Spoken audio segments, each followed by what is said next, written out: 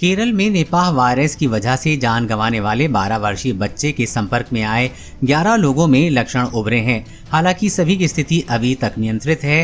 राज्य की स्वास्थ्य मंत्री वीणा जॉर्ज ने कहा है कि आज रात तक 8 लोगों के सैंपल टेस्ट के लिए भेज दिए जाएंगे, जबकि 3 लोगों का टेस्ट कोझिकोड मेडिकल कॉलेज में हो सकता है।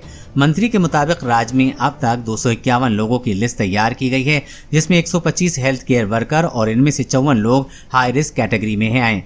इन 54 में से 30 हेल्थ केयर वर्कर हैं। इस वक्त विभिन्न अस्पतालों में 38 लोगों को आइसोलेट किया गया है।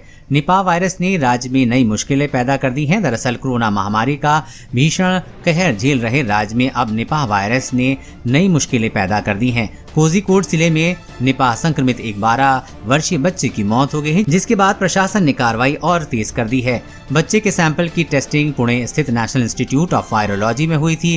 केंद्र ने राज्य में national centre for disease control की एक टीम भी भेजी है।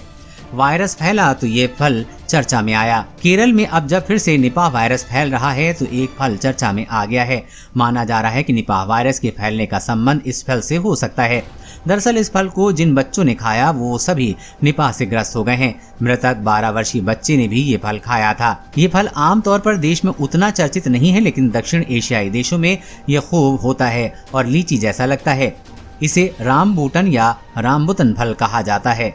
अब तक इस फल को फायदेमंद फल के तौर पे जानते थे। हालांकि इसका नुकसान भी है, लेकिन इसे वायरस फैलाने वाला फल कभी नहीं माना गया। लेकिन ये संभव है कि इस फल को चमगादड़ ने झूठा किया हो, क्योंकि जब पिछली बार केरल में निपाह फैला तब भी ये फल और चमगादड़ दोनों चर्चा में आए थे।